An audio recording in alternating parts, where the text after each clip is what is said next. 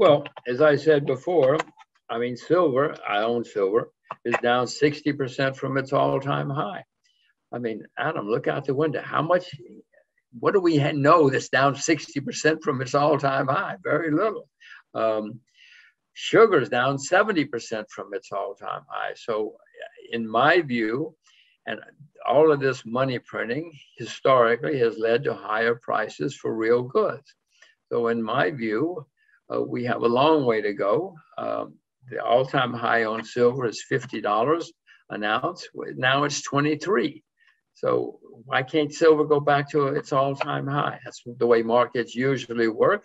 Eventually, things go back to where they were once upon a time. So I would suspect that we still have plenty of room to make money in commodities, especially agricultural commodities, going forward. Who knows? I don't know, but if you want to protect yourself, that's one way. I am protecting myself. I hope I'm getting it right. Agriculture is cheap, and many commodities are still cheap. Now, copper is making all-time highs. That's because it looks as though the world is going to become electrical cars, trucks, and everything else. Well, it turns out that an electric car uses several times as much copper as a combustion engineering car. So there's going to be huge demand for some of these metals that we didn't have before. And yes, it's at all-time highs now, but electric cars are just getting started. A lot of things are just getting started. But silver's already down 60% from its all-time high. Commodities have started moving. And in bear markets, for a while anyway, everything goes down, no matter how wonderful it is. If you know what you're doing and you can trade futures, please do it. But you're going to get very rich very fast. You might go broke this afternoon too, if you don't know what you're doing. Or if you know a company that's going to find silver in Berlin, you should buy all you can. If you know the right one, of course, you'll make huge amounts of money. But otherwise, I mean, physicals are a good way to play too. Futures, companies, if you know what you're doing. But there are many ways to play. But please don't do it if you don't know what you're doing. The best advice is don't listen to me. Stay with what you know. Everybody watching this knows a lot about something, whatever it is, cars, fashion, something. Stay with what you know. And then if something goes wrong, you know what to do. But if you listen to me and something goes wrong, you don't know what to do. Adam, if I told you you can only have 20 investments in your life, people would be very careful. They would invest in what they know and they would be successful.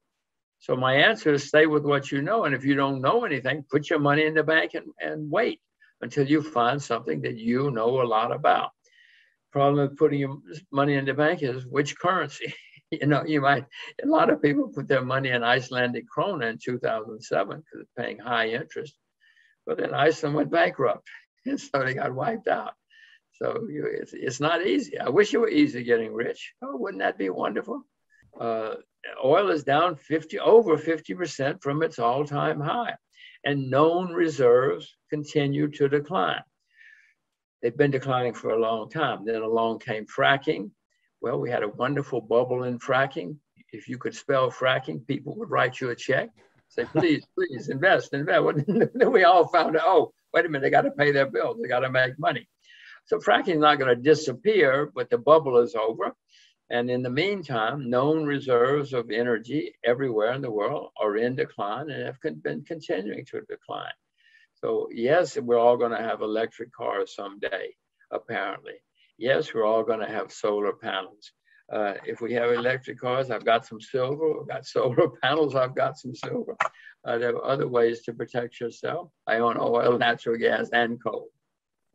Well, uranium has been a disaster for a long time. And one of the things I've learned in my disasters, we've been talking about energy, known reserves declining. People are going to have electricity one way or the other. And I own uranium. Nuclear power is great if you do it right.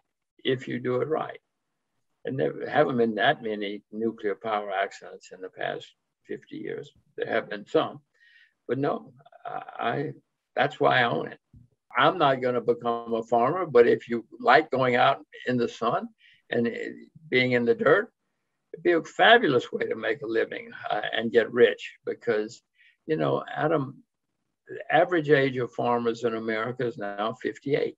In Japan, it's 66. I can go on, and the highest rate of suicide in the UK is in agriculture.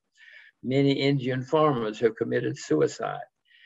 Most people in America study public relations than study agriculture. We're running out, there's less and less competition. Unless we're going to stop wearing clothes and eating food, agriculture is going to get better. And I would expect farmers, as I say, if you really, really love it, go out there and buy yourself a farm and you'll get very, very, very rich.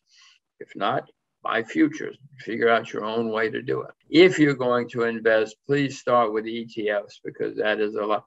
Many studies have shown that the average of investing in the indexes outperforms nearly all investors. So unless you know a lot about cotton or whatever it is, please start with ETFs. Well, I want to repeat, just please don't do it in anything unless you yourself know what you're doing, because we're going to have a very difficult time sometime in the next 2-3 years, when I don't know when it's coming. And you must be knowledgeable, and then you will get prepared. And because it's going to be very difficult, and many people will not survive. And I hope all of you who are going to get prepared, and I hope I survive too. I also want to say that please, I know we're all Americans, but please contemplate opportunities in other countries, because every one of us on this show, our forebears came from somewhere else and invested and made investments, diversified investments as far as nations are concerned. There are a lot of great opportunities in other countries if you know what you're doing. And it might be a very, very good insurance policy as well as a way to make money. So do not preclude investing elsewhere. I mean, Canada, for instance, I mean, it's not very far away, and they have got lots of natural resources. They've done a less bad job of running their economy than Washington has.